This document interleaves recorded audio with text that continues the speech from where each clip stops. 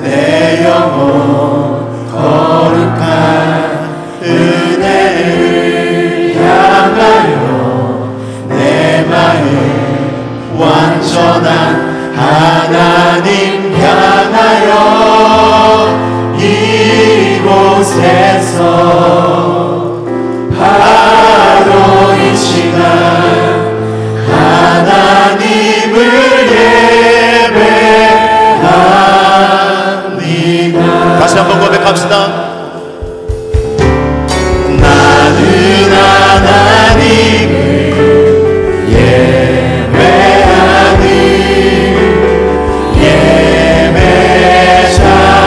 예배자입니다. 내가 서 있는 곳 어디서나 하나님을 예배합니다. 내 영혼 거룩한 은혜를 향하여 내 마음 완전한 하나님 향하여 이곳에서 바로 이 시간 하나님을 예배합니다. 예배합니다. 찬양합니다. 주님만 날 다스리소서. 예배합니다. 찬양합니다. 주의 홀로 높이 받으소서.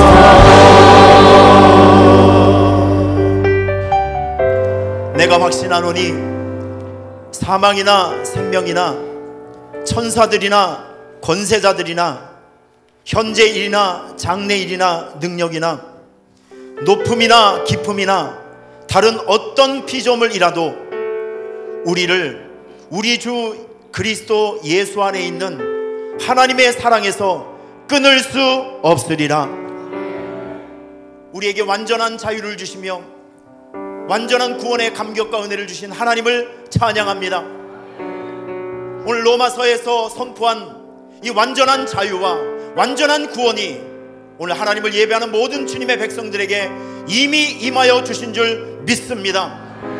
이제 우리가 어떻게 구원을 받아야 할 것인가 라는 초보적인 믿음에서 우리에게 받은 구원을 가지고 우리는 어떤 삶의 태도를 가지고 주님께 영광을 올려드려야 될 것인지, 이러한 수준 높은 성숙한 삶의 목표를 가지고 하나님의 부르심을 향해서 달려갈 수 있는 주님의 자녀들이 되게 해 주시옵소서. 오늘 예배를 통해서 그 결론을 얻게 하여 주시고 그 오늘 예배를 통해서 그 해답을 얻을 수 있게 하여 주시옵소서. 그래서 예배하는 모든 성도들에게 성숙한 믿음이 있게 하여 주시고 성장하는 믿음이 있게 하여 주시고 도전하는 신앙들이 있게 하여 주시옵소서. 모든 걸 주께 의지하며 예수님의 이름으로 축복하며 기도하옵나이다. 전능하사 천지를 만드신 하나님 아버지를 내가 믿사오며 그 외아들 우리 주 예수 그리스도를 믿사오니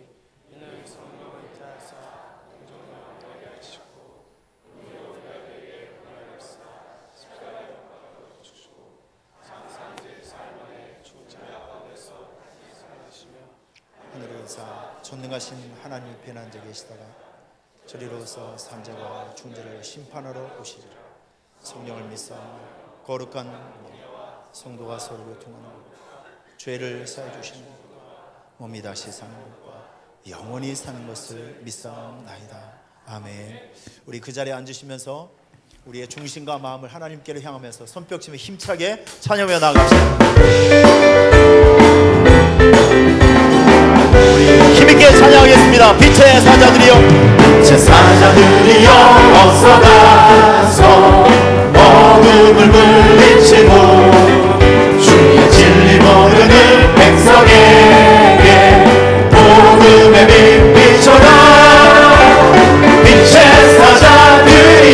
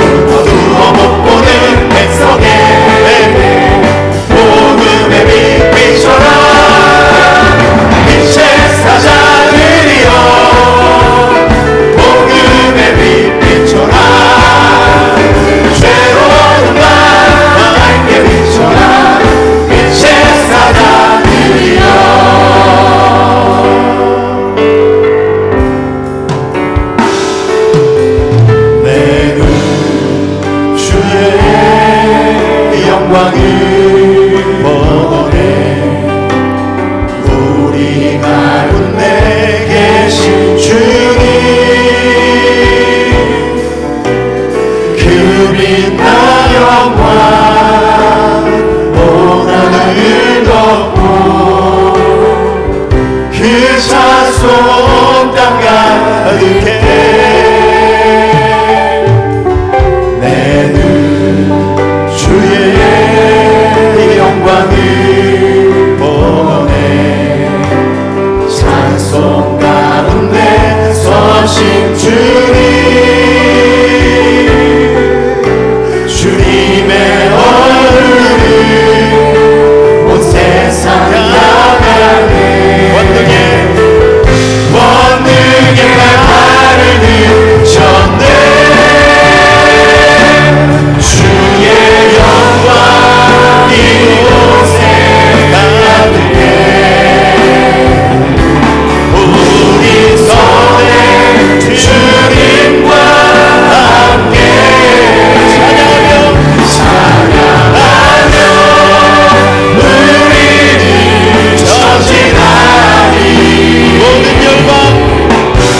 모든 열방 주 볼 때까지 하늘 아버지 우리 새롭게 하사 연락 중에서 주를 섬기게 하소서 모든 나라 일어나 찬송 부르며 영광의 주님을 보게 하소서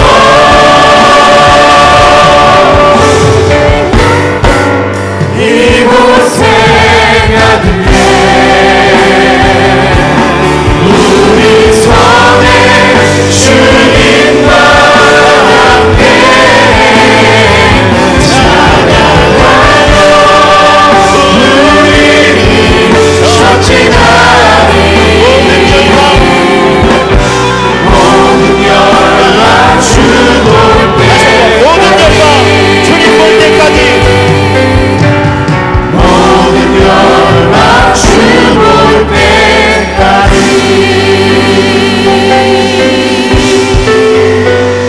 아멘.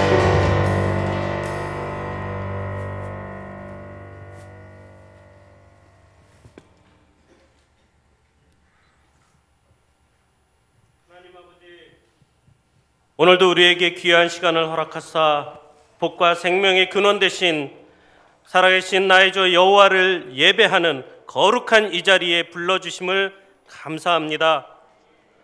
무덥고 습했던 여름의 변덕스러운 날씨 중에서도 이제 아침 저녁으로 선선한 바람을 느낄 수 있는 가을의 문턱에 섰습니다. 이 모든 것이 우리를 너무나 사랑하시는 하나님의 섭리임을 알고 감사하며 하나님 아버지께 찬양과 영광을 돌려드립니다.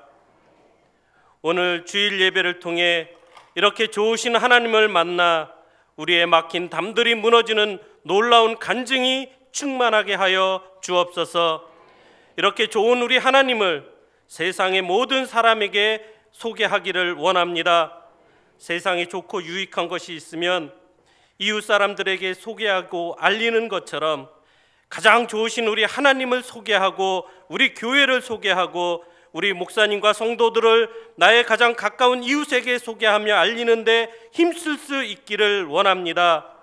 주님께서 나의 손과 내 발과 내 입을 주장하여 주시옵소서.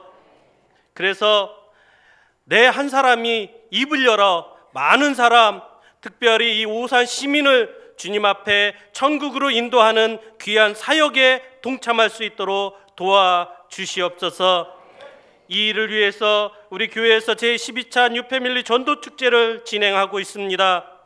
이 사역을 총진행하시는 우리 목사님과 또한 안수 집사님 부부팀 그리고 서포터하는 모든 손길에 함께하여 주시옵소서. 우리 교회의 여름 행사가 이제 모두 끝났습니다. 아무 사고 없이 주님의 은혜 가운데서 끝낼 수 있게 하심을 감사합니다.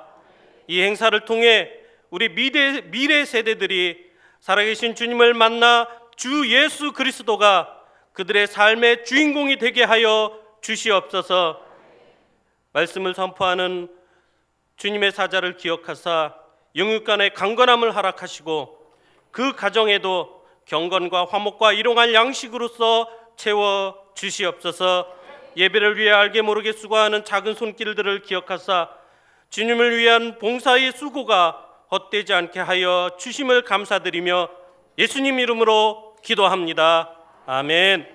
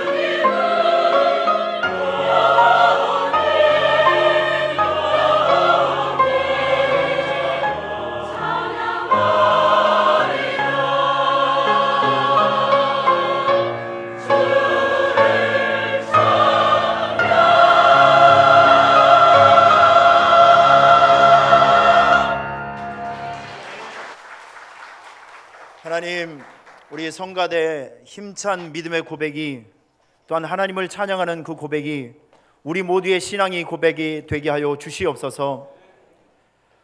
하나님께서 우리를 위해서 어떤 사랑을 주셨는지, 어떤 혜택을 주셨는지, 보내어주신 예수 그리스도를 통해서 우리에게 도대체 어떤 일이 일어났는지를 다시 한번 생각하게 하여 주시고, 이제 우리에게 주어진 이 가치 있는 구원을 가지고 어떠한 삶을 살아가야 될 것인지에 대한 거룩한 고민과 생각들이 우리 안에 생겨지게 하여 주시옵소서. 로마서 8장을 속으로 들어가게 됩니다. 우리 성도들 마음문을 열어서 이 말씀이 들리게 하여 주시고 느껴지게 하여 주시고 깨닫게 될 수 있는 생명의 말씀 되게 하여 주옵소서. 예수님의 이름으로 축복하며 기도하옵나이다. 로마서 8장 12절에서 18절 말씀 제가 한 절 읽고 여러분들이 한 절 읽도록 하겠습니다. 자, 그러므로 형제들아 우리가 빚진 자로 돼 육신에게 져서 육신대로 살 것이 아니니라.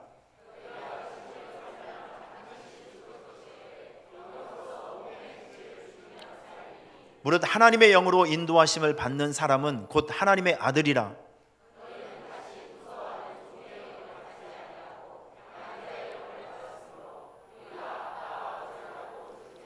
성령이 친히 우리의 영과 더불어 우리가 하나님의 자녀인 것을 증언하시나니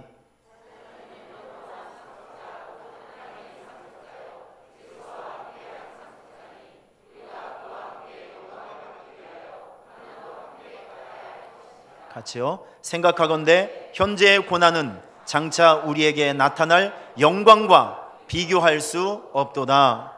아멘. 자, 어떻게 구원받는가에서 어떻게 살아야 하는가를 고민합시다. 우리 성가대가 오늘 찬양하는 이 찬양 소리가 마치 목사님 힘내세요, 용기를 좀 내십시오, 떨고 있는 로마서 8장 앞에 떨고 있는 저를 격려해주고 위로해주는 응원가처럼 들리게 되었습니다. 모든 목사님들의 공통점을 보면 로마서를 설교할 때는 가장 긴장이 됩니다. 왜냐하면 이것은 어떤 재미있는 이야기가 아니라 원리를 소개해야 되기 때문에, 구조를 소개해야 되기 때문에 그렇게 됩니다. 오늘도 저도 똑같은 마음으로 쓰게 되었는데, 여러분 다른 예배도 물론 집중을 잘 해주시지만 이번 로마서 8장에 있는 말씀 제가 증거할 때 좀 마음을 더 집중해 주시고 또 집중적으로 잘 들어주시기를 부탁합니다. 자, 옆에 있는 사람에게 열심히 들읍시다. 네, 마음을 열고 열심히 들어주시길 바랍니다. 어제 저녁에 돌잔치에 좀 가봤습니다. 우리 홍명숙 권사님 따님, 우리 최진희 권찰님의 딸 소연이 1년이 벌써 지났어요. 젖살이 올라서 얼굴이 막 통통해서 제가 볼을 여러 번 만졌습니다. 얼마나 이쁘게 자란지 몰라요. 여러분 아이들을 보게 되면 그 생명의 신비로움이 느껴지지 않습니까? 이제 아이들을 보게 되면 그 아이가 집안에 이렇게 딱 들어오면 공기가 달라진다고 하죠. 아이가 딱 들어오게 되면 벌써 사람들의 표정도 달라지고 공기도 달라지고, 참 아이들을 보면 너무 신비로운 것 같고, 그리고 아이들을 보면 마음이 굉장히 편안해지고 또 행복해지고 기쁨이 막 느껴져요. 전 여러분들을 1초 만에 웃길 수 있습니다. 한번 사진 한번 보실래요? 1초 만에 웃길 수 있어요. 봐요, 제가 1초 만에 웃긴다 그랬죠?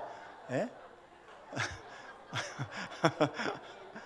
자, 다음 사진 한번 보여주시면, 아이들이 잠을 자고 있는데 서로 막 자, 다음 개에게 안수기도를 받는 장면입니다. 전 애기들을 보게 되면 우리 마음이 좀 닦이는 것 같고 또 유순해지고 부드러워지고, 감히 아이들 앞에서는 나쁜 생각을 할 수가 없게 되는 것이죠.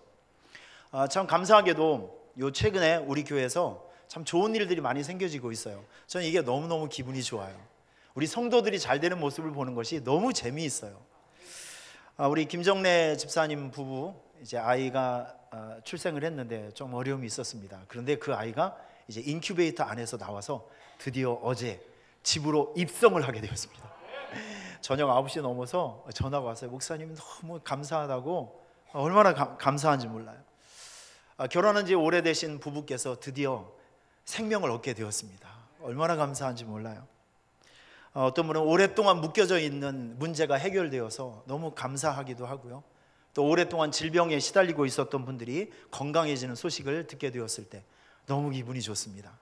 여러분 좋은 일이 있을 때 혼자만 알고 있지 말고, 치사하게 혼자만 알고 있지 말고 목회를 하는 담임 목사에게, 우리 장로님들에게, 또 주변에 있는 많은 집사님들, 여러분을 위해서 기도해주고 있는 많은 분들 있지 않습니까? 그분들에게 기쁜 소식을 함께 나누어 주시길 부탁합니다. 그 맛이 정말 좋아요. 성도들의 잘 되는 모습을 듣는 것이 너무 기분이 좋습니다. 하여튼 혼자 알고 있다 들키면 반칙이에요. 혼자 알고 있지 말고 기쁜 소식이 있으면 늘 함께 나누는 여러분들의 마음이 될 수 있기를 바랍니다. 사람이 성장하는 과정이 있어요. 사진을 보시면 한 사람의 그 라이프 스토리가 다 얘기했습니다. 아기에서 학생에서 청년에서 청장년 그리고 장년 노년기, 이 사람의 인생을 이렇게 보면 이렇게 어린애에서부터 노인에 이르기까지 성장기가 있습니다. 자, 그러면 여러분의 신앙 성장기도 있겠죠. 묻는 말에 빨리 대답을 좀 해주세요. 신앙 성장기도 있겠지요. 신앙 성장기도 있고 구원의 단계도 있습니다. 이걸 신학적인 용어로 얘기하면 구원의 서정이라고 합니다. 제가 한번 보여드릴게요. 9단계, 우리의 삶 속에 9단계의 구원의 서정이 있습니다. 순서가 있어요. 여기 보시면 하나님의 부르심, 그리고 중생, 회심, 믿음, 칭의, 양자, 성화, 견인, 영화의 단계는 우리가 천국에 입성하는 하나님 나라에서 누릴 영광입니다. 이런 단계가 있다는 것이죠. 여러분, 생명이 있는 곳에는 항상 성장이라는 것이 있습니다. 생명의 본질은 성장하게 되어 있어요. 그래서 전 여러분들께서 예수 그리스도의 생명을 가지고 살아가는 여러분들은 항상 믿음이 성장해야 되고 신앙이 성장해야 되고 여러분 안에 태도가 주님 닮아가는 태도의 발전이 있어야 됩니다. 이 생명이 있다는 증거죠. 근데 생명이 있음에도 불구하고 성장하지 못하고 발전하지 못하고 오히려 그 좋았던 신앙을 까먹고 있는 이런 사람들은 굉장히 심각한 중병에 걸려 있는 것입니다. 빨리 치료를 받아야 돼요. 성령의 치료를 받아야 됩니다. 이걸 극복하지 못하게 되면 그 상태에서 모든 것이 정지되고 인생이 끝이 나버리고 말아요. 우리는 예수 그리스도의 새로운 생명의 신비를 가지고 살아가는 사람들입니다. 그래서 바라기는 저는 여러분들이 작년의 믿음과 올해의 믿음을 비교해 본다면 올해의 믿음이 작년의 믿음보다 더 한 발짝 앞서 있으셔야 돼요. 성장하셔야 됩니다. 발전하셔야 됩니다. 작아지면 안 됩니다. 뒤로 물러서면 안 된다는 것이죠. 좀 목표를 좀 삼으시길 바랍니다. 신앙 성장, 믿음 성숙, 이런 것이 저는 여러분들의 신앙생활의 목표가 되시기를 축원합니다. 반드시 신앙 성장이 있으셔야 돼요. 이게 정상입니다. 자, 이런 의미에서 이 로마서라는 하나님의 말씀은요, 여러분들의 신앙을 딱딱하게 만들고 강하게 만들고 야무지게 만들고 다부지게 만들고 힘있게 만들어줄 수 있는 영양분이 로마서엔 잔뜩 들어 있습니다. 이제 사람이 40세가 넘으면 챙겨 먹는 약이 많다고 합니다. 이게 사실인 것 같아요. 요즘은 40세는 청년이죠. 한 50세 정도가 지나게 되면 밥 먹고 난 다음에 여러 가지 것을 보조식품을 먹어야 돼요. 그래서 주변에 밥 먹고 난 다음에 뭘 이렇게 잘 드시는 분들을 보면 그 나이가 됐구나 이렇게 이해를 해 주셔야 됩니다. 마찬가지로 우리의 영적인 뼈가 또 영적인 어떤 상태가 단단해지기 위해서는 매일 달콤하고 귀에 듣기 좋고 눈에 보기 좋은 시편, 잠언 이런 것만 읽으면 안 돼요. 좀 이해하기 힘든 용어가 나온다 할지라도 이렇게 딱딱하고 원리가 있고 교리를 가르쳐주고 있는 로마서 같은 말씀을 드셔야 돼요. 이걸 읽으셔야 됩니다. 바라기는 여러분 이 로마서를 평생토록 마르고 닳도록 가까이 하면서 많이 읽어주시길 바랍니다. 원리를 붙들고 살아가는 사람들은요 넘어지지 않아요. 원리를 붙들고 싸우는 사람은 당해낼 사람이 없어요. 그런데 우연을 기대하고 어디서 흘러다니는 몇 가지 정보만 가지고 살아가는 사람들은 쉽게 넘어집니다. 그런데 원리를 붙들고 구조를 붙들고 하나님의 말씀을 견고하게 붙드는 사람들은 넘어지질 않아요. 결코 흔들리질 않습니다. 여러분에게 로마서라는 견고한 믿음의 기둥들이 여러분의 신앙 중심에 가장 가까이에 세워질 수 있기를 축원합니다. 따라하겠습니다. 로마서를 사랑합시다. 로마서를 많이 읽읍시다. 네, 꼭 가까이 하시면서 로마서라는 이 하나님 말씀의 진수가 담겨 있는 말씀을 늘 가까이 하며 살아가는 여러분이 되시기를 축원합니다. 로마서는 별명이 있어요. 성경의 다이아몬드 반지라는 별명이 있습니다. 제가 여러분에게 보여주는 이 반지는 시가 128억 원짜리 반지입니다. 그래도 2부에 오신 분들은 2명 정도 놀래주시네요. 1부 때는 한 명도 안 놀래시더라고. 늘 차고 다니는 반지이기 때문에. 여러분 어때요? 저게 128억 원짜리래요. 그런데 보시면 그 중간에 분홍색으로 있는 거 있죠? 다이아몬드 중에서 더 비싼 다이아몬드가 저것이라고 합니다. 사실은 저 분홍색 다이아 보석 때문에 저 다이아 반지가 더 가치가 있는 것이죠. 자, 로마서를 다이아몬드 반지라고 하면 로마서 8장은 이 다이아 끝에 있는 더 소중한 다이아몬드 보석이라고 합니다. 그만큼 오늘 우리가 함께 이제 말씀으로 이제 받고 우리가 보기 원하는 이 로마서 8장이 이렇게 중요한 의미가 있다는 것을 마음속에 좀 새겨주셨으면 좋겠어요. 우리가 로마서를 이해하기 위해서는 배경을 좀 알아야 됩니다. 사도 바울이 다메섹 도상에서 주님을 만난 이후로 이 터키와 헬라, 그리스 요 지역을 왔다 갔다 하면서 10년 정도 엄청난 헌신을 했습니다. 그래서 교회를 많이 세웠죠. 이 사도 바울의 마음은 항상 로마를 향해 있었습니다.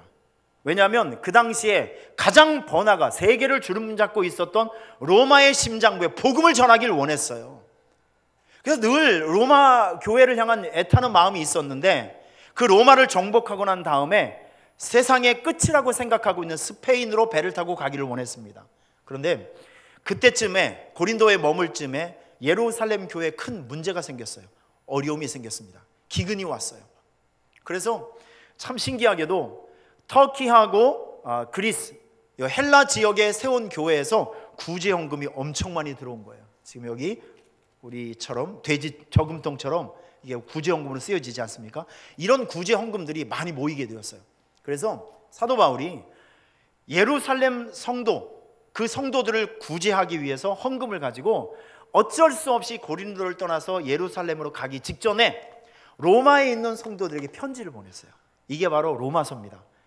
고린도를 떠나기 전에 로마에 있는 성도들에게 편지를 빨리 보내야 된 두 가지 이유가 있었습니다. 그 첫 번째는 뭐냐면, 로마에는 사도 바울이 가기 전에 이미 사도행전 2장을 통해서 성령 받고 은혜 받고 구원의 체험을 하는 사람들이 들어가서 복음을 전해서 자생적으로 그리스도인들이 생겨나기 시작했습니다. 그런데 두 가지 계층이 생겼어요.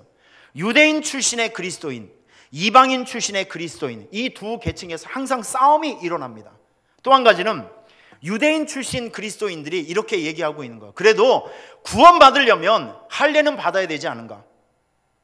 그래도 구원받으려면 일주일에 2번 정도는 금식해야 되지 않은가? 아니, 그래도 구원받기 위해서는 한 달에 1번 정도 가끔 소를 잡아서 양을 잡아서 하나님 앞에 율법적인 제사를 드려야 되지 않는가? 율법적인 구원을 은근슬쩍 얘기하면서 십자가를 통한 구원의 이 도를, 십자가의 도를, 이 진리를 약간 왜곡하는 분위기가 생겨나기 시작했습니다.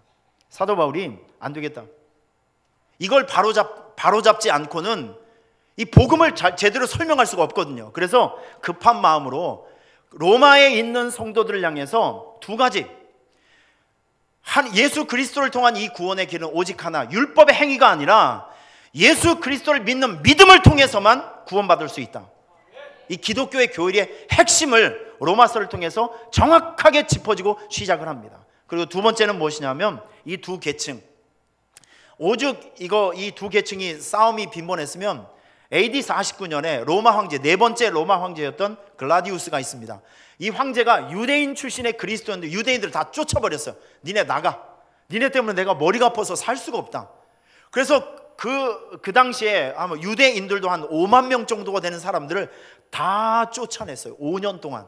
여러분, 그 쫓김을 당한 사람들 중에 누가 있었냐면 브리스가와 아굴라가 있었어요. 그래서 이 사람들이 고린도로 피해 있었는데 이사를 갔는데, 거기서 하나님의 섭리적인 만남, 누구를 만나냐면 바로 사도 바울을 만나게 됩니다.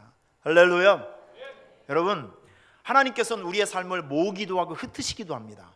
모으는 것도 하나님의 축복이지만 가끔 흩으시는 것도 주의 은혜가, 주의 계획이 있는 것을 믿으시길 바랍니다. 모으는 것도, 높이는 것도, 낮추는 것도 그 안에 합력하여 선을 이루는 하나님의 지혜와 계시, 하나님의 섭리가 있다는 것을 여러분 꼭 기억해 주시길 바랍니다. 오늘 이 로마서 8장을 이런 배경 안에서 우리가 한번 들어가게 되면, 오늘 이 로마서 8장을 딱 시작하면서 사도 바울이 어마어마한 선포를 하게 됩니다. 오늘 전 여러분들이 이 말씀이 들려질 때 마음에 설렘이 있기를 바랍니다. 마음의 흔들림과 하나님에 대한 감사가 있기를 축원합니다. 그게 뭐냐면, 예수 그리스도를 영접한 여러분들에게는 죄와 사망의 법 아래서 벗어나는 자유함이 있다는 것이죠.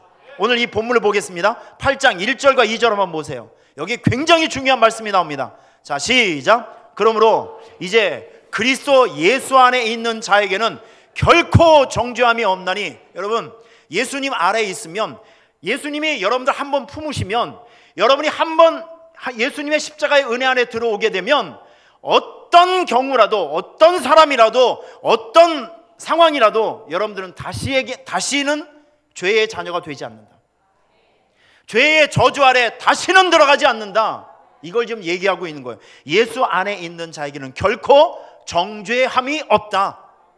자, 그러면서 두 번째 2절 시작. 이는 그리스도 예수 안에 있는 생명의 성령의 법이 죄와 사망의 법에서 너를 해방하였습니다. 아멘. 예수님께서 이 세상에 오셔서 저와 여러분들 위해서 대속의 죽음을 죽어주심으로 인해서 나타난 결과가 뭐냐면 죄와 사망의 법에서 벗어나는 해방을 주셨다는 거예요. 죄의 저주를 벗어날 수 있는 해방, 묶여져 있는 죄의 운명에서 벗어나서 완전한 자유가 임하는 해방의 은혜를 주셨다는 것이죠. 여러분, 시간이 없어서 그 밑에 나와 있는 두 가지 선언이 또 하나 있습니다. 로마서 8장을 보면 세 가지 선언이 나와요. 첫째는 해방 선언, 너희는 자유인이다. 두 번째, 하나님을, 예수 그리스도를 삶의 구주로 영접한 사람은 하나님의 자녀가 된다라는 양자의 선언이 있습니다. 또 마지막에 가보면 어떤 경우에라도 너희는 지지 않고 이긴다, 승리의 선언이 있습니다. 이 로마서 8장에 있는 세 가지 선언 따라하겠습니다. 해방 선언, 양자 선언, 승리 선언. 그러니까 여러분, 이런 말씀을, 이런 해방이 되고 양자가 되고 최후의 승리를 선포한 이런 말씀을 이렇게 각박하고 힘든 세상을 살아가는 여러분들께서 하나님께서 주시는 축복의 말씀으로 받아 먹으셔야 돼요. 그래야 우리의 마음속에 소망이 생기는 거예요. 소망. 사람은요, 돈이 없어도 소망이 없으면 살 수가 없는 거예요. 로마서 8장을 읽으면 우리 안에 죽어있던 소망이 회복됩니다. 내적 능력이 생겨요. 고난을 견뎌낼 수 있고 다시 한번 무섭게 돌진할 수 있는 영적 에너지가 생긴다는 것입니다. 로마서 8장을 사랑하시며 그 말씀의 은혜 안에 들어가는 여러분이 되시기를 축원합니다. 전 우리 성도들이 한 해 한 해 지나가면서 저와 함께 말씀을 나누고 사역을 통하고 신앙생활을 하면서 저의 기대는 여러분들의 신앙의 수준이 좀 달라졌으면 좋겠어요. 신앙의 수준. 여러분, 초보의 신앙은 무엇이냐면 어떻게 구원받을 수 있을까? 이거에 목을 맵니다. 어떻게 구원을 받지? 당연하죠. 처음 믿음을 가지고 믿음 생활을 시작하는 사람은 어떻게 구원을 받을 수 있는가? 이게 초미의 관심입니다. 그래서 그런 사람들에게 하나님께서 구원의 확신을 주시기 위해서 때로는 기도에 응답도 주시고 좋은 사람을 만나게 해주시고 묶여 있었던 문제가 풀어주기도 하고, 그리고 건강을 잃어버렸으면 건강도 회복되게 하고, 이게 뭔가 새롭게 시작하면 그 신앙생활 속에서 축복의 역사, 은혜의 역사, 감격의 역사가 많습니다. 구원을 견고하게 하기 위해서. 그런데 일정 시간이 지나가게 되면 어떨 때는 기도에도 하나님의 떨림도 없고 응답도 없고 무료하고 지루한 시간을 지날 때가 있어요. 여러분, 이건 버린 시간이 아닙니다. 우리가 숙성되는 시간이에요. 아멘. 전 진심으로 바랍니다. 저는 여러분들이 좀 이제는 하나님의 말씀을 수십 년 먹었잖아요. 그러면 이제 신앙이 레벨업 되셔야죠. 매일 어떻게 하면 구원을 받을 수 있을 것인가? 이런 문제에 목을 매며 살 수 있겠습니까? 이건 아주 간단한 거 아니겠어요? 우리 다 알고 있잖아요. 이신칭의, 오직 믿음으로 의인이 될 수 있다. 구원은 오직 믿음으로만 가능하다. 이거 우리가 귀에 못이 박히도록 들은 얘기예요. 로마서 1장 17절에 보면 우리 같이 한번 읽어볼까요? 로마서 1장 17절. 복음에는 하나님의 의가 나타나서 믿음으로 믿음에 이르게 하나니 기록된 바 오직 의인은 믿음으로 말미암아 살리라. 할렐루야. 어떻게 구원받을 수 있는가? 여기에 있는 거예요. 오직 의인은 오직 믿음으로 의인이 될 수 있다. 구원은 오직 믿음으로만 가능한 것이다. 우리가 구원받는 원리는 매우 간단합니다. 한번 따라해 보세요. 구원은 획득이 아니라 하나님의 선물이다. 그러니까 율법적인 행위를 통해서 구원을 얻는 것이 아니라, 우리가 어떻게 노력해서 얻는 것이 아니라, 구원은요 일방적인 하나님의 선물이에요. 믿습니까? 구원은 행위의 결과가 아니라 하나님의 은혜의 결과입니다. 이건 나의 선택이 아니라 하나님의 선택이죠. 구원의 문은 오직 하나, 예수 그리스도. 구원의 문은 오직 하나, 예수 그리스도. 이 땅에 인간의 역사 속에 인간의 몸을 입고 오신 하나님이 있어요. 그분의 이름이 예수 그리스도. 그분을 여러분의 삶의 구원자로 믿는 순간 하나님께서는 여러분에게 그 겨자씨만한 믿음을 때문에 구원이라는 어마어마한 은혜와 혜택과 그 축복을 여러분들에게 값없이 주시는 거예요. 믿습니까? 이런 구원의 원리가 좀 못마땅한 사람이 있었어요. 평생 율법을 지켰던 유대인들. 이게 못마땅한 거예요. 나는 죽도록 금식하고 나는 죽도록 소잡아드리고 했는데 저 사람들은 아무것도 안 했는데 나와 똑같은 구원을 받는다? 여러분 어떻게 생각하세요?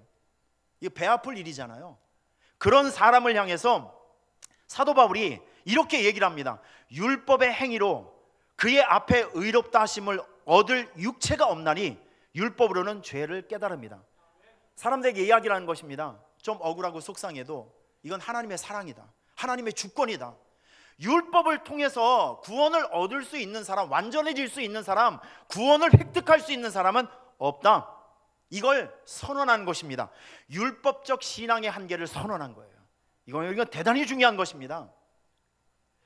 우리 인간이 이 구원을 이루기 위해서는 율법의 한계를 뛰어넘는 그 어떤 것이 인간 세계로 들어와야 돼요. 여러분 그분이 바로 예수 그리스도이십니다. 율법의 한계를 뛰어넘어서 인간이 만들 수 없는 구원의 길을 만들기 위해서 하나님이 인간의 몸을 입고 오셨어요. 이게 참 놀라운 것이죠. 신비로운 것입니다. 자, 그래서 21절에 보면 이제 율법 외에 하나님의 한 의가 나타났으니 율법과 선지자들에게 증거를 받은 것이다. 여러분 예수 그리스도의 출현은 어느 날 갑자기 짱 나타난 것이 아니라 구약의 선지자들이 많이 외치고 예언을 한 사건입니다. 예언을 이루면서 오신 분이 우리 예수 그리스도. 그런데 그분이 자기의 몸을 찢고 죽이심으로 우리에게 주신 것은 차별 없는 구원입니다. 이게 진짜 중요한 거예요. 여러분 22절 말씀 한번 보겠습니다. 시작. 예수 그리스도를 믿음으로 말미암아 모든 믿는 자에게 미치는 하나님의 의인이 차별이 없느니라. 할렐루야. 여러분 그 당시에 이 로마서가 선포되는 순간, 이 말씀이 증거되는 이 상황 속에서 유대인 출신의 그리스도인들 이게 못마땅한 거예요. 우리는 평생 율법을 지키고 아둥바둥하며 살았는데 저 사람들은 아무것도 안 했는데 우리하고 똑같은 구원을 받아? 너무 억울한 거잖아요. 그런데 십자가의 원리를 가지고 설명을 한 것입니다. 너희들이 행했던 율법을 가지고는 하나님의 의를 이룰 수 없다. 우리에게 얻어진 이 구원은 오직 하나님만이 하실 수 있는 것이다. 우리가 할 수 있는 일이라면 예수 그리스도의 삶의 구주로 영접하는 그 믿음의 행위, 그걸 통해서 모든 민족, 모든 사람들에게 똑같은 구원이 임한다. 이게 십자가의 사랑이다. 할렐루야. 이걸 지금 선포하고 있는 것입니다. 이 차별 없는 사랑 때문에 저와 여러분이 그 구원의 은혜 가운데 지금 서 있는 거예요. 얼마나 감사한 일입니까? 이제 어떻게 구원받아야 되는 문제는 끝났어요. 다 정리됐습니다. 이제 우리는 새로운 차원으로 들어가야 됩니다. 그 차원이 무엇이냐면 이거예요. 완전한 자유인이라는 새로운 신분을 가지고 있는 우리가 어떻게 하면 이 신분을 가지고 세상에서 다름을 구현하고 다르게 살아가고 하나님께서 기뻐하시는 일들을 만들어가며 살 것인가? 내 신분에 맞는 삶을 어떻게 하면 살아갈 수 있을 것인가? 이 차원으로 들어가야 된다는 것이죠. 어떻게 살아가야 될 것인가? 자, 이 로마서 8장을 보면 우리에게 하나님의 자녀라는 새로운 신분을 가지고 살아가는 여러분들에게 삶의 신앙의 지침을 많이 던져주고 있어요. 자, 오늘 이게 제가 설명이 좀 주어진 시간에 잘 되기를 바라고 제가 좀 욕심을 내서 3가지를 가지고 왔거든요. 여러분 저를 좀 잘 따라와 주시길 바랍니다. 그 첫 번째가 무엇이냐면 우리 로마서 8장 12절에서 14절 말씀 우리 같이 한번 읽어보겠습니다. 시작. 그러므로 형제들아 우리가 빚진 자로 돼 육신에게 져서 육신대로 살 것이 아니라 너희가 육신대로 살면 반드시 죽을 것이로되 영으로서 몸의 행실을 죽이면 살리니 무릇 하나님의 영으로 인도함을 받는 사람은 곧 하나님의 아들이라. 여러분, 지금 이 말씀에서 사도 바울이 지금 정확하게 짚고 넘어가는 것은 우리 예수 믿는 사람들이 살아가는 매뉴얼과 세상 사람들이 살아가는 삶의 매뉴얼이 다르다는 거예요. 그러니까 우리는 하나님의 자녀로, 완전한 자유인으로 죄와 저주의 법에서 벗어난 사람은 이제 새로운 룰을 지키고 하나님의 말씀을 붙들고 살아가야 된다는 것이죠. 다시 말해서 세상 사람들은 자기 욕망대로 살아가고 욕심대로 살아가고 마음대로, 자기 의견대로, 자기 생각대로, 자기 감정대로, 자기가 하고 싶은 대로 하며 살아가요. 이게 세상 사람들이 살아가는 법이거든요. 제일 중요한 건 자기 감정이에요. 제일 중요한 건 자기 뜻이에요. 남의 말 듣지 않습니다. 다른 사람의 말 듣지 않아요. 하나님의 말씀 듣지 않습니다. 아무 말도 듣지 않아요. 중요한 것은 세상 사람들은 자기 기준이에요. 내가 제일 중요해. 내가 생각한 대로, 내가 가고 싶은 대로, 내가 하고 싶은 대로 살아가는 것이 세상 사람들이 살아가는 인생의 매뉴얼입니다. 그런데 저와 여러분들은 다르죠. 하나님께서 인생의 매뉴얼을 주셨어요. 이겁니다. 이거 하나님 말씀, 이것 붙들고 살아가라는 거예요. 여러분, 말씀은 우리 삶의 기준입니다. 이대로 살아가라는 방향이고 기준이에요. 그래서 하나님께서 이 말씀, 너희가 육신대로 살면 반드시 죽을 것이로되 영으로서 하나님의 말씀으로 육체의 본능을 지배하면 살 수 있다. 바라기는 여러분이 인생을 살아가면서 이런 숙제를 늘 가지고 살아갔으면 좋겠습니다. 무슨 숙제냐면, 우리는 하나님의 말씀으로, 늘 하나님의 말씀의 지배를 통해서 내가 하고 싶은 것, 내 감정이 끌어오르는 것, 내 욕망이 끌어오르는 것, 이런 육체의 종로로, 육체가 원하고 감정이 원하는 이런 삶으로 끌려다니지 말고 하나님이 원하는 삶을 살아드리는 이런 숙제를 평생 잘했으면 좋겠습니다. 아멘. 하나님을 이용하는 것이 아니라 우리가 주님의 도구로서 쓰임을 받는다는 것이죠. 저는 이 표현이 너무 좋아요. 하나님의 종으로 부름을 받아서 하나님의 일들을 위해서 내가 쓰임 받는 거죠. 우리 성가대원도 오늘 찬양 너무 우렁차게 잘해 주셨어요. 여러분, 우리 성가대원들이, 이분들이 예수 안 믿으면 이 좋은 목소리를 가지고 어디서 뭘 하고 있을까 상상에 맡기겠습니다. 다들 노래방 주인은 하셨을 것 같아요. 저도 마찬가지고 여러분들도 마찬가지잖아요. 하나님께서 우리를 예배자로 불러주셨기 때문에 오늘 우리가 이 자리에 앉아서 감히 하나님을 예배하는 예배자로 쓰임받고 있는 거예요. 내가 하고 싶은 대로 살아가는 것이 아니라 주일날 하나님께서 정해주신 이 귀한 예배의 날, 이 날은 나의 날이 아니라 주님의 날이기 때문에 내 약속을 포기하고 내 개인적인 생활을 포기하고 오늘 우리가 하나님이 원하는 자리에 서서 하나님이 원하는 예배를 드리고 있다는 것, 여러분, 이것은 억울한 것이 아니라 잘 살고 있는 증거입니다. 믿습니까?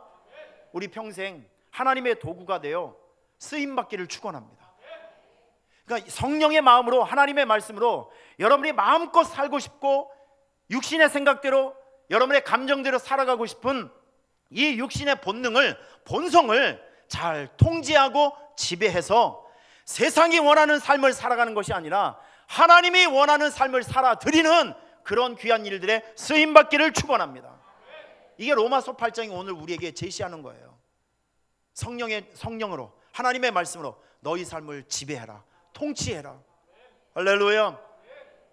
자, 두 번째, 계속 우리에게 신앙의 지침을 보여주고 있습니다. 여러분, 15절 이하의 말씀을 보면, 우리 16절에서 18절 말씀 한번 보면 이런 말씀이 있어요. 한번 보실래요? 시작. 성령이 친히 우리의 영과 더불어 우리가 하나님의 자녀인 것을 증언하시나니, 자녀이면 또한 상속자, 곧 하나님의 상속자요 그리스도와 함께한 상속자니 우리가 그와 함께 영광을 받기 위하여 고난도 함께 받아야 할 것이니라. 생각하건대 현재의 고난은 장차 우리에게 나타날 영광과 비교할 수 없도다. 여러분, 이 세 절 말씀 속에서 사도 바울이 지금 의도적으로 어떤 한 단어를 계속 부각시키고 있어요. 찾아보세요. 맞습니다. 고난입니다. 제가 이 말씀을 이제 준비하면서 저는 여러분들에게 좀 이렇게 권면해 드리고 싶어요. 하나님의 자녀가 되면 하나님 나라의 유업을 받는 하나님 나라의 축복을 받을 수 있는 권리가 생겨요. 혜택이 생깁니다. 그런데 우리가 신앙생활을 처음 하면 모든 사람들이 하나님의 자녀가 된 이후에 얻어지는 축복과 혜택과 여러 가지 그 권리, 거기에 관심이 많아요. 그런데 신앙이 성숙하면요, 내가 하나님의 자녀로서 어떤 축복을 받을까 이런 것보다도 내가 하나님께서 은혜 주신 이 은혜를 가지고 나는 어떻게 보상하며 어떻게 대응하며 어떻게 하나님 앞에 이 사랑을 표현할 수 있을까, 헌신할 수 있을까, 이 단계로 들어간다고요. 여기 성경에 나오는 것처럼 그리스도와 함께 고난을 받는 자의 삶, 하나님의 자녀로서 누릴 수 있는 권리만 생각하는 것이 아니라 하나님의 자녀로서 마땅히 짊어져야 될 십자가라는 책임에 관심을 두는 삶. 여러분, 이게 진짜 성숙한 믿음의 사람입니다. 오늘 여러분들에게 그러한 성숙한 믿음의 초점이 생겨지기를 주님의 이름으로 축원합니다. 주님과 함께, 교회와 함께, 사역과 함께 십자가를 함께 지는, 여러분 이 수준에 여러분들이 다 들어가기를 축원합니다. 신앙, 우리 제가 목회를 하면서, 이 목회는 사람과 사람의 만남이 많아요. 물건과 물건의 만남이 아니라 이 목회는 정말 100% 사람과 사람의 만남이 100%입니다. 자, 그런데 전 우리 교회, 우리 장로님, 안수 집사님, 권사님, 교회 중직분들이라고 하죠. 전 이분들을 보면서, 이분들의 신앙생활을 보면서 일반 평신도들보다 다른 것이 있음을 저는 많이 느껴요. 아, 저래서 우리 장로님이지, 저래서 우리 안수 집사님이지, 맞아, 저런 부분이 있기 때문에 권사님이 되셨겠지. 여러분, 이게 뭔지 아십니까? 우리 교회 중직들은요, 우리 장로님, 안수 권사님들은 다른 일반 평신도들이 느끼지 못한 교회에 대한 사랑이 있어요. 관심이 있어요. 헌신도가 있어요. 누가 뭐라, 이런 관심과 헌신도와 사랑이 있기 때문에 목사가 뭐라 하지 않아도, 누군가 뭐라 하지 않아도 자발적으로 교회와 주님의 일들을 위해서 움직이고 헌신하셔요. 이런 거, 여러분, 이게 상당히 수준 높은 신앙입니다. 전 우리 교회에 참 여러 가지 장점 그리고 감사한 것이 있는데, 우선 우리 믿음의 아버지 어머니의 대를 이어서 우리 자녀들이 그 자리에 또 서서 똑같은 모습으로 하나님을 섬기고, 그러니까 믿음의 대가 이어지는 모습이 있는 것이 전 너무나도 기뻐요. 너무나도 감사해요. 할렐루야. 여러분, 이런 믿음의 전통이, 바톤이 이어지는 것은요, 대단히 중요한 일입니다. 대단히 영광스러운 일입니다. 우리가 이런 여러분의 자녀들 가운데 장로님 가정에서 또 장로님이 세워지고, 장로님 가정에서 또 목사님이 세워지고, 이런 믿음의 계승들이 나타나기를 축원합니다. 믿음의 대가 끊기지 않기를 바랍니다. 여러분의 대보다도, 여러분의 당대보다도 믿음의 후손들이 더 좋은, 더 훌륭한 믿음의 사람이 태어나기를 축원합니다. 이런 일들을 위해서 정말 우리가 많은 것을 투자해야 됩니다. 우리 교회에 이렇게 보면 우리 믿음의 자녀들이 바라볼 수 있는 믿음의 부모가 있어요. 바라볼 수 있는 우리 믿음의 선배가 있어요. 믿음으로 존경할 수 있고 바라볼 수 있는 우리 장로님들도 있고, 교회 믿음의 선배님들도 있고, 권사님들도 있어요. 여러분, 이것이 저는 우리 교회의 큰 장점이고 재산이라고 생각합니다. 우리 주변 여러분 보세요. 믿고 따를 수 있는 지도자가 많이 있습니까? 본받을 수 있는 모델이 있어요? 상담하고 지도받을 수 있는 좋은 그 믿음의 멘토들이 있습니까? 있어도 참 희귀해요. 그런데 우리 교회 이 중직 되시는 우리 분들을 보면 오랜 신앙도 있지만 교회를 남다르게 사랑하고 생각하고 헌신하는 그 마음들이 다 있어요. 전 이것이 우리 교회의 소중한 재산이라고 저는 생각합니다. 이런 주님과 함께, 교회와 함께, 목회자와 함께 십자가를 짊어지는 이 수준 높은 신앙이 있기 때문에 우리 교회가 빛과 소금의 역할을 감당하고 있는 거예요. 이건 부인할 수 없는 사실입니다.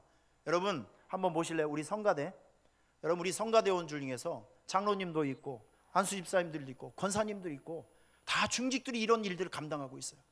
새벽 기도에 운전을 하시는 분들, 꽃꽂이를 하시는 분들, 안내를 하시고, 교회를 위해서 이렇게 저렇게 봉사하시는 분들, 눈을 씻고 한번 찾아보시길 바랍니다. 다 교회를 사랑하는 중직들이 그런 일들을 감당하고 있어요.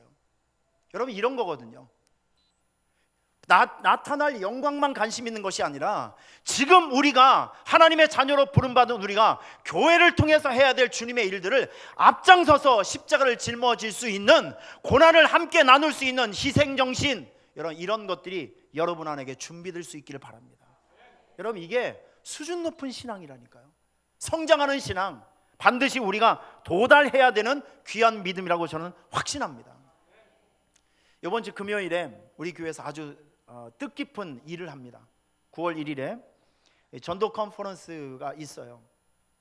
그 울산에 있는 안호성 목사님과 제가 둘이 이제 하게 되는데, 1년에 한 번씩 혹은 두 번씩 주변에 전도 사역을 배우고 싶고 영적 침체에서 빠져나오기 위해서 참 부단히 노력하시는, 어렵고 힘든 상황에서 목회하시는 목사님들 초대해서 우리가 전부 무료로 섬기고 헌신하는 이런 일들입니다. 이번 일들을 계획하면서 많아야 한 7, 80명 정도는 우리가 섬길 수 있겠다라고 생각하는데, 어제까지 등록한 사람이 170명이에요. 170명. 25개 지역에서 사람들이 옵니다. 구미, 목포, 홍천, 대전, 천안, 이천, 남양주, 서울, 인천, 25개 도시에서 사람들이 모여들어요. 어떤 분들을 보면, 목사님 저는 교회 개척한 지 4년 됐는데 성도가 6명인데 그 중에 3명이 우리 가족이래요. 어떻게 하면 되겠습니까? 대부분 뭔가 이 어렵고 힘든 목회 현장에서 벗어나고 싶고 뭔가 탈출하고 싶고 이걸 뒤집어 역전하고 싶은데, 아기를 낳고 싶은데 애를 낳을 수 있는 힘이 없는, 너무 안타깝고 갈급함이 있는 교회 목사님과 성도들이 찾아와요. 여러분, 저는 이런 일들에 우리 교회가 쓰임받는 것이 너무 고맙고 감사해요. 진짜 너무 고맙고 감사해요. 하나님께서 우리에게 12번째 이 전도 사역을 하면서 우리 교회에서 잘 되고 있는 일들을 다른 교회 목사님과 교회 서로 알려주고 함께하면서 침체되었던 교회를 일으켜 세워주고, 연약한 교회를 돌봐줘서 다시 소생시켜주고 다시 일으켜주는 이 소중한 섬김과 헌신, 하나님께서 보실 때 박수 칠 일 아니겠습니까? 이건 주님과 함께 십자가를 짊어지는 아주 유익하고 의미 있고 보람 있는 사역이에요. 여러분, 우리 앞으로 평생을 살아가면서 주님과 함께 고난의 십자가를 짊어지는 이 일에 앞장서고 선봉에 설 수 있는 여러분이 모두가 되시길 바랍니다. 그런 부르심이 있을 때 아멘하고 달려가서 먼저 십자가를 짊어지겠다고 외치고 나아갈 수 있는 수준 있는 신앙들이 여러분이 다 되시기를 축원합니다. 받을 권리만 생각하지 마시고요, 짊어져야 될 책임, 짊어져야 될 십자가, 그걸 바라볼 수 있는 여러분의 믿음의 시선을 준비하십시오. 이게 우리가 준비해야 될 자유인으로 살아가는 저와 여러분들의 책임이라고 믿습니다. 자, 또 한 가지는요, 우리 로마서 8장 28절, 굉장히 유명한 말씀이죠. 로마서 8장 28절 같이 한번 보겠습니다. 시작.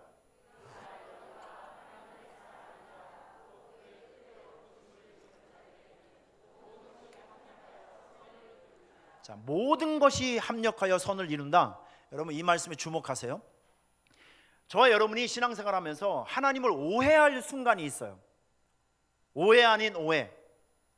내가 분명히 열심히 신앙생활했고, 진짜 열심히 헌신생활했고, 진짜 열심히 오래 기다리고, 기도도 많이 하고, 헌금도 많이 하고, 할 수 있는 건 다 했는데 쫄딱 망했어요.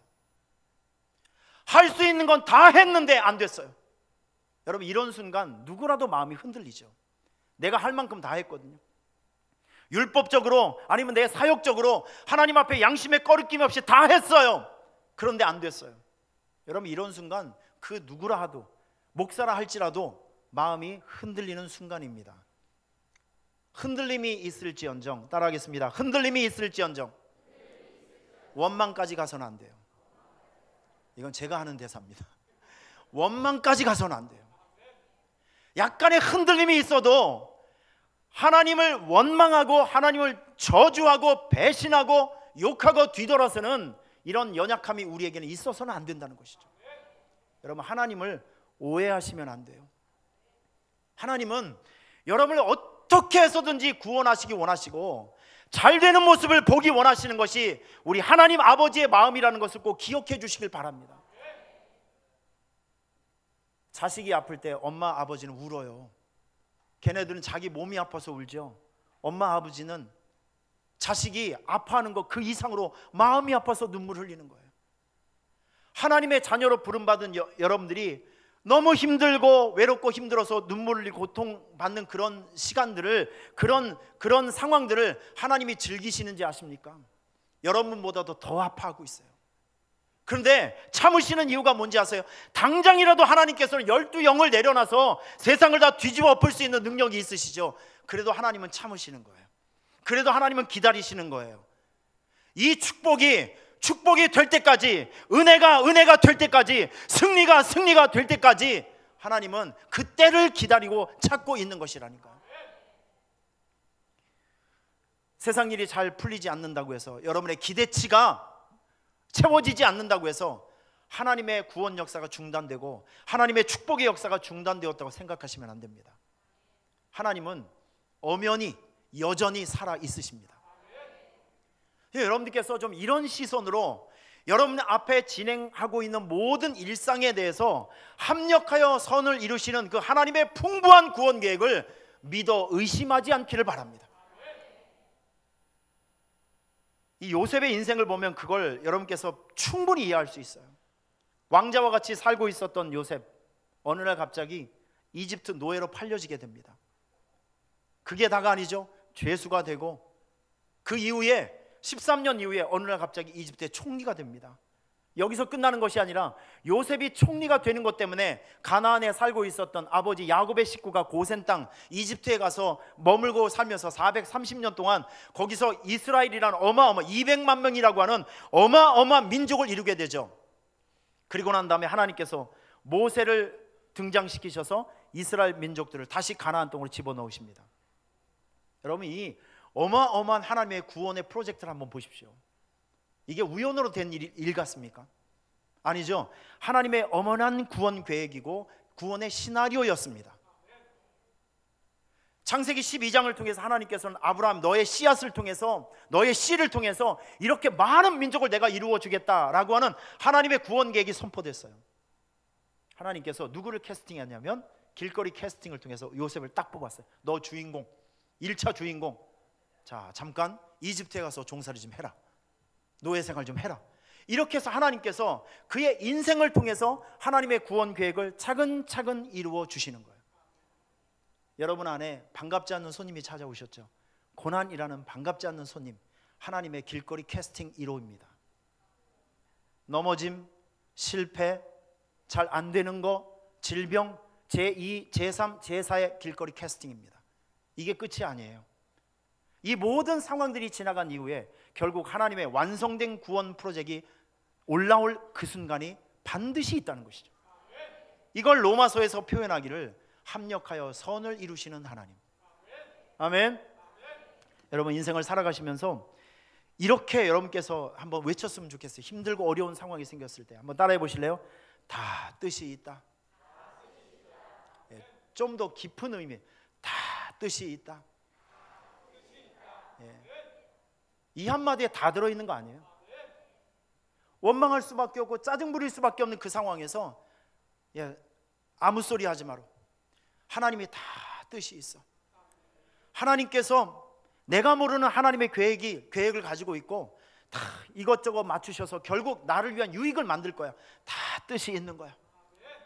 여러분, 이렇게 하나님의 인도하심에 대해서 풍부한 연륜을 가지고 조금만 여유 있게 하나님의 인도하심을 바라보시길 바랍니다. 금방 어렵다고 해서 막 긁어대고 조금 잘 된다고 해서 하나님 살아계시는 것 같고, 여러분의 감정에 의해서 하나님 죽었다 살았다 하시는 분 아니에요.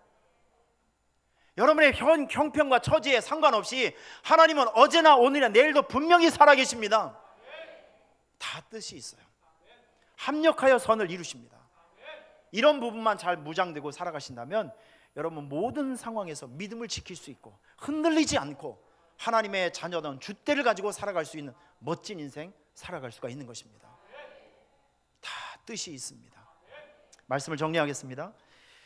이제 죄의 저주에서 풀려나 자유인으로 살아가는 여러분들에게 하나님께서는 로마서 8장을 통해서 삶의 지침을 주셨습니다. 하나님의 자녀들은 본능대로 살면 안 돼요. 생각대로 살면 안 돼요. 하나님 말씀 붙들고 육체의 욕망, 죄의 욕망을 하나님의 말씀으로, 성령의 능력으로 다스리고 통치하며 살아가셔야 됩니다. 따라하겠습니다. 죄의 종로로 타지 맙시다. 여러분, 이거 무서운 말이에요. 감정의 종로로 타지 마시고요, 죄의 종로로 타지 마시고, 욱하는 그 혈기의 종로로 타지 마시고요, 하나님 말씀 붙들고 그 육체의 본성을 다스리세요. 통치하십시오. 이렇게 살아가는 것이 자유인으로 살아가는 여러분들의 삶의 태도입니다. 자, 두 번째는 그리스도와 교회와 함께 고난을 받으세요. 고난의 십자가의 무게를 견뎌내십시오. 권리만 생각하지 말고 책임에 집중할 수 있는 여러분이 되시기를 바랍니다. 합력하여 선을 이루시는 하나님을 깊이 신뢰하는 여러분 모두가 되시기를 축원합니다. 여러분, 두 손을 가슴에 대십시오. 여러분을 축복하며 기도합니다.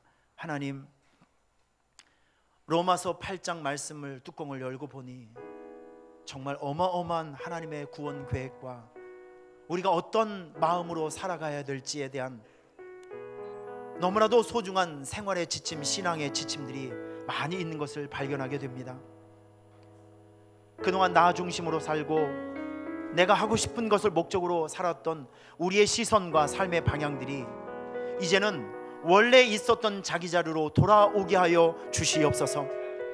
본능대로 살지 않고 말씀 중심대로 살아가게 하여 주시고, 그리스도와 교회와 함께 고난을 받으며 살아갈 수 있는 삶을 기쁨으로 생각할 수 있는 믿음의 수준을 주시옵소서.